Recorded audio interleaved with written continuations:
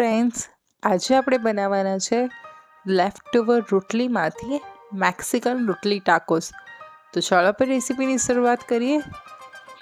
એના માટે આપણે રોટલી લીધેલી છે, સવાની વધેલી હોય એ રોટલી લીધેલી છે. હવે એને આ રીતે આપણે શેપ આપી દઈએ, કટિંગ કરી. હવે એક પેનમાં ઓઇલ લીધું છે અને એમાં વઘારના મરચાં લો ફ્લેમ પર સરસ શેકી લેવાના છે. આ રીતના શેકાઈ જાય એટલે એને કાઢી લઈશું અને એ જ ઓઇલમાં આપણે ડુંગળીની સ્લાઈસ ઉમેરી લઈશું. એને બી સરસ સાંતળી લઈશું.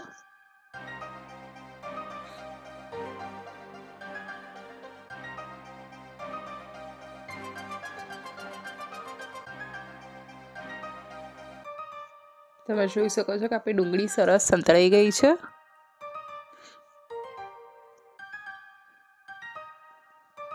સરસ પિંક કલર આવી ગયો છે એમાં. હવે એમાં મેશ બટાકા ઉમેરીશું.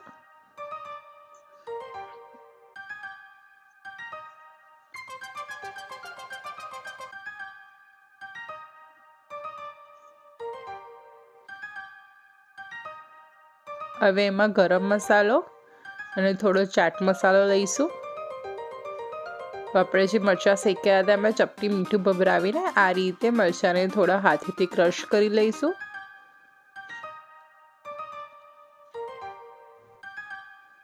અને આ ક્રશ કરેલા મરચાં આપણે જે સ્ટફિંગ બનાવ્યું એમાં એડ કરી બધાને સરસ મિક્સ કરી લઈશું. તો આપણું સ્ટફિંગ રેડી થઈ ગયું છે.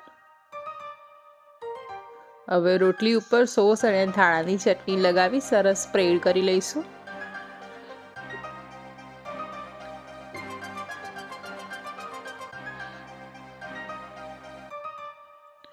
તમને સ્વીટ ના ગમતો તો તમે સોસને સ્કીપ બી કરી શકો છો અને આની જગ્યાએ સોસની જગ્યાએ તમે લસણની ચટણી બી લઈ શકો છો. હવે આપણે આ રીતે સિંગલ સાઈડ સ્ટફિંગ લગાવીશું.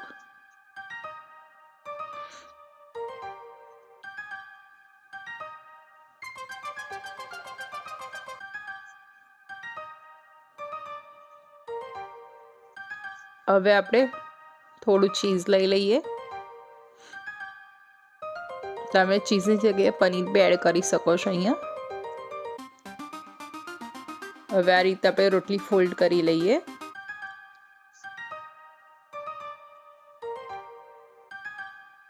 આ રીતે મેં બધી પ્રિપેર કરી દીધેલી છે.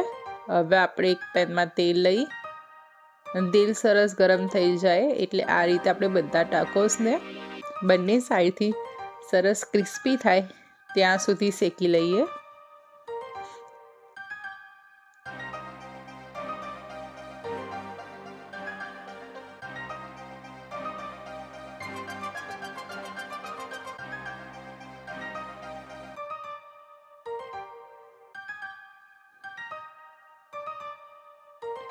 આપણા ટાકોસ બંને સાઈડથી સરસ શેકાઈ ગયા છે.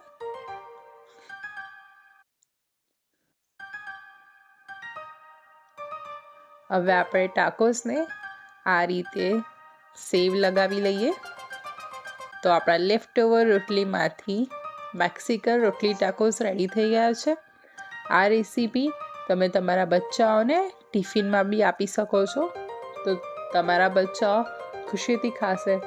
તો આ રેસીપી તમને કેવી લાગી એ કોમેન્ટમાં જરૂરથી જણાવજો. અને આ ઇવનિંગ સ્નેક્સ માટે બી પરફેક્ટ છે. So thank you. C you next.